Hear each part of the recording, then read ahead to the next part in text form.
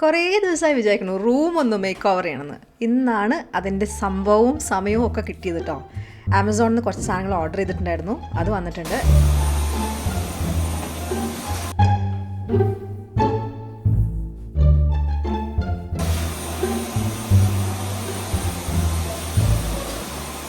ഇവിടെയാണ് എൻ്റെ ഡെസ്ക് ഇരിക്കുന്നത്.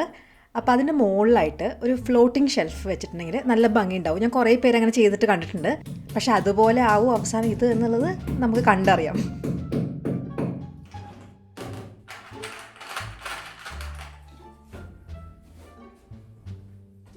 ജർമ്മനിയിൽ വന്നിട്ട് ഞാൻ ഏറ്റവും കൂടുതൽ ഉപയോഗിച്ചിരിക്കുന്ന സാധനം എന്താണെന്ന് ചോദിച്ചാൽ ആ ലാഡർ ആയിരിക്കും. എന്ത് പണിക്ക് ഈ ലാഡർ വേണം. അതുകൊണ്ട് തന്നെ സ്വന്തമായിട്ടൊരു ലാഡർ, അത്യാവശ്യം നല്ല ബലമുള്ളൊരു ലാഡർ വാങ്ങിക്കുക എന്നതായിരിക്കണം ഒരാൾ ജർമ്മനിക്ക് വരുമ്പോൾ ആദ്യം ചെയ്യേണ്ടത് എനിക്ക് തോന്നുന്നു.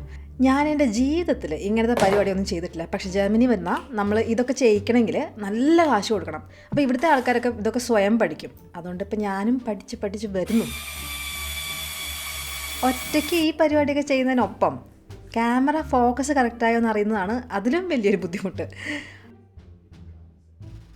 അങ്ങനെ എൻ്റെ ഫ്ലോട്ടിംഗ് ഷെൽഫ് ഫ്ലോട്ട് ചെയ്യാൻ തുടങ്ങിയിരിക്കുന്നു. കണ്ടോ, നല്ല മരത്തിൻ്റെ കളറാണ് ചൂസ് ചെയ്തത്. എനിക്ക് ഈ ജപ്പാൻഡി സ്റ്റൈൽ അല്ലേ, സ്കാൻഡി ആൻഡ് ജപ്പാൻ സ്റ്റൈൽ ഒരുമിച്ച് വരുന്ന ഈ വൈറ്റും കുറച്ച് വുഡൻ ഷെയ്ഡ്സൊക്കെ വരുന്ന ആ ഒരു രീതി എനിക്ക് ഭയങ്കര ഇഷ്ടപ്പെട്ടു.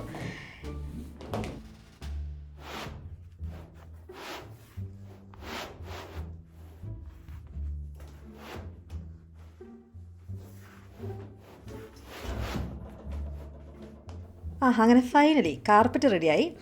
ഇനി എൻ്റെ ആ ഫ്ലോട്ടിംഗ് ഷെൽഫിന് മുകളിൽ കുറച്ച് പ്ലാന്റ്സ് ഒക്കെ ഉണ്ട്. ഈ റൗണ്ട് ലീഫുള്ള ഒരു തരം പ്ലാന്റ് ഉണ്ട്, അതിൻ്റെ പേര് ഞാൻ മറന്നു. ആ സംഭവമൊക്കെ വെച്ചു. അതെനിക്ക് ഭയങ്കര ഇഷ്ടമുള്ള പ്ലാന്റ് കേട്ടോ. പിന്നെ എൻ്റെ എഡിറ്റൊക്കെ ചെയ്യണേ എൻ്റെ ഐമാക്ക്, ഞാൻ കുറേ ആഗ്രഹിച്ച് വാങ്ങിച്ച ഒരു ഐമാക്കാണ്. യൂസ്ഫുള്ളാണ് കേട്ടോ. ഞാൻ കുറേ വലിയ വീഡിയോസൊക്കെ എഡിറ്റ് ചെയ്യാൻ വേണ്ടിയിട്ട് ഇതിൽ നന്നായി കാണാനും പറ്റും. എഡിറ്റിങ്ങും സ്മൂത്തറാണ്. പിന്നെ വല്ലപ്പോഴെങ്കിലും അതൊന്ന് തുടച്ചു കൊടുക്കാൻ വേണ്ടിയിട്ട് ഒരു സ്പെഷ്യൽ വൈപ്പ് വാങ്ങിച്ചിട്ടുണ്ട്. ഇതാണ് എൻ്റെ ടേബിളിൻ്റെ മുകളിൽ വരാൻ പോണ ഒരു കുട്ടി ടേബിൾ, ഒരു കുട്ടി സ്റ്റാൻഡാണ്.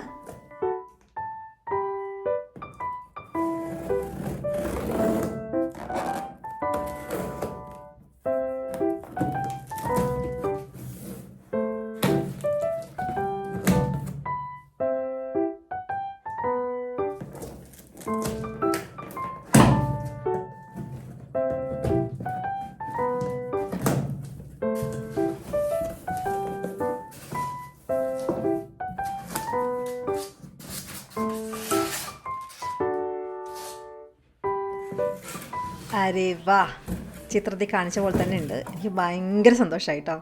ഇതിൻ്റെ ഉള്ളിൽ ഒരു കുട്ടി ട്രേ ഒക്കെ ഉണ്ട്. ഓ, ട്രേൻ്റെ അകത്ത് എന്തുണ്ടല്ലോ, ഐ ലവ് യു പറഞ്ഞിട്ടൊരു കത്താണ്.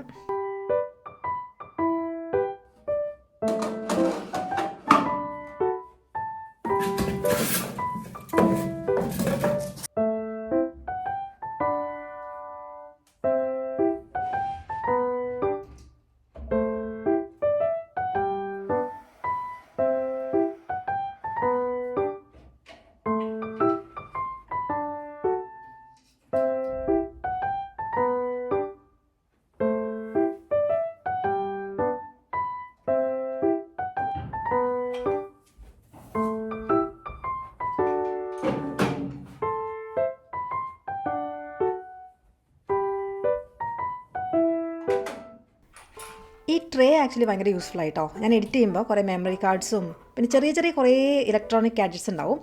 അപ്പോൾ അതൊക്കെ അതിൻ്റെ ഉള്ളിൽ കയറ്റി വയ്ക്കാൻ പറ്റി. അപ്പോൾ എല്ലാത്തിനും ഒരു അടുക്കും ചിട്ടയും വന്ന പോലൊരു ഫീലിംഗ്. പിന്നെ ഇതാണ് എൻ്റെ ചെയർ. അപ്പോൾ ഈ ചെയർ എങ്ങനെയാണ് ഞാൻ കണ്ടുപിടിച്ചതെന്ന് വെച്ചാൽ, ഈ സാധാരണ ചെയറിലെ കൈയൊക്കെ ഉള്ളത് അതൊക്കെ വരുമ്പോൾ എനിക്ക് ഭയങ്കര ഒരു മൂവ്മെൻറ്റിനൊരു റെസ്ട്രിക്ഷൻ പോലെ തോന്നും. അങ്ങനെയാണ് അവസാനം ആമസോണിൽ ഈ ചെയർ ഞാൻ കണ്ടുപിടിച്ചത്. ഇതാണ് എൻ്റെ വീക്ക്ലി ടു ഡു ലിസ്റ്റ്.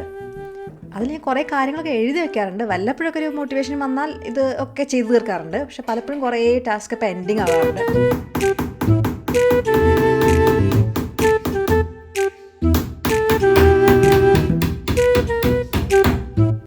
കുറച്ച് വലിയ മേക്ക് ഓവർ തന്നെയാണ് കേട്ടോ ഇപ്രാവശ്യം പ്ലാൻ ചെയ്തത്. ഞാൻ അങ്ങനെ ഇരിക്കുന്നതിൻ്റെ ഓപ്പോസിറ്റുള്ള വാളിൽ കുറച്ച് സ്റ്റോറേജ് യൂണിറ്റ്സ് ഒക്കെ പിടിപ്പിച്ചു. പിന്നെ ഏറ്റവും വലിയ ഇമ്പോർട്ടൻറ്റ് കാര്യം എന്ന് വെച്ചാൽ, ചെറിയ കുട്ടികളുള്ളതുകൊണ്ട് ഈ യൂണിറ്റ് അവരുടെ മേത്തേക്ക് വീഴാതിരിക്കാൻ വേണ്ട സെറ്റപ്പും വേണം.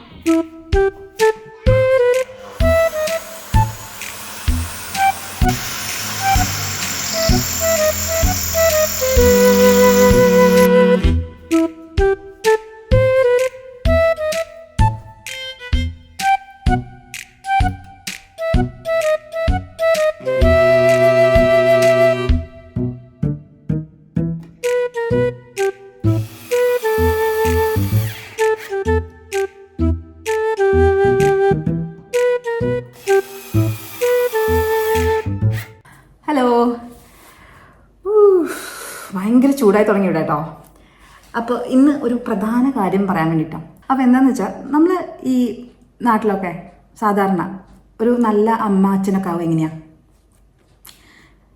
കുട്ടികൾക്ക് വേണ്ട കാര്യങ്ങളൊക്കെ ചെയ്തു കൊടുക്കുക. പിന്നെ അത് മാത്രമല്ല, കുറച്ച് അഡീഷണലി നല്ല അമ്മ അച്ഛനൊക്കെ ആവണമെങ്കിൽ നമ്മൾ ചെയ്യുന്ന പരിപാടി എന്ന് വെച്ചാൽ വേറെ കുട്ടികൾ നമ്മുടെ കുട്ടിയുടെ സാധനങ്ങൾ എന്തെങ്കിലും എടുത്തിട്ടുണ്ടെങ്കിൽ നമ്മൾ എന്താ പറയും, ഓ സാരമില്ല എടുത്തോ, അപ്പോൾ നമ്മൾ വളരെ നല്ല ആളായി. നല്ല അമ്മ അച്ഛനാവില്ല, വളരെ നല്ലൊരു മനുഷ്യനായി അല്ലേ. പക്ഷെ വേറെ കുട്ടികളെ കുറിച്ചാണ് കൂടുതൽ കെയർ ചെയ്യണേ. നമ്മുടെ സമൂഹത്തിൽ അങ്ങനെ കുറേ ആൾക്കാരുണ്ട്. ചിലപ്പോൾ നിങ്ങൾ അങ്ങനത്തെ ആയിരിക്കാം, ചിലപ്പോൾ നിങ്ങൾ അങ്ങനത്തെ ആയിരിക്കില്ല, നേരെ ഓപ്പോസിറ്റ് ആയിരിക്കും. എൻ്റെ കുട്ടിയുടെ ഒറ്റൊരു സാധനം വേറെ ആൾ എടുത്തു പോരുത് എന്നുള്ള അങ്ങനെ ആൾക്കാരുണ്ട്. രണ്ടും രണ്ട് എക്സ്ട്രീമാണ്, പക്ഷെ രണ്ടും ഭയങ്കര അപകടമാണ്. ഇപ്പം ഇന്നിപ്പോൾ എന്ത് പറ്റിയെന്ന് വെച്ചാൽ, എൻ്റെ മോൻ്റെ കീറ്റയിൽ രാവിലെ ഞാൻ അവനെ കൊണ്ടാക്കാൻ പോണ സമയത്ത് ചെറിയൊരു ഗ്രൂപ്പാണ് കേട്ടോ അവരുടെ. അപ്പോൾ കുറച്ച് കുട്ടികളുള്ളൂ. അപ്പോൾ ഈ പിള്ളേർ എങ്ങനെയാണെന്ന് വെച്ചാൽ ചെറിയ കുട്ടികളല്ലേ, അപ്പോൾ അവരെല്ലാവരും അവരവരുടെ സാധനമെല്ലാം മറ്റുള്ളവരുടെ സാധനങ്ങൾ എടുക്കുമല്ലോ. എന്ന് വെച്ചാൽ അവർക്കൊരു ദിവസം എന്തെങ്കിലും സ്പെഷ്യൽ ടോയ് കൊണ്ടുപോകാൻ പറ്റും വീട്ടിൽ നിന്ന് അങ്ങോട്ട്. അപ്പോൾ ഇവനൊരു ദിവസം രണ്ട് കുട്ടി കാറുകൾ കൊണ്ടുപോയി. വൈകുന്നേരം എനിക്ക് സാധനം കാണുന്നില്ല. അപ്പോൾ അവൻ പറഞ്ഞു വേറൊരു കുട്ടിയാണ് എടുത്തിട്ടുള്ളത്. നമുക്കത് ഒന്നും പറയാനൊന്നും പറ്റില്ലല്ലോ. ഇന്ന് രാവിലെ ഞാൻ അവനെ കൊണ്ടാക്കിയപ്പം അവൻ്റെ കാറ് വേറൊരു കുട്ടി ഇങ്ങനെ ഇരുന്ന് കളിക്കണ്ടായിരുന്നു.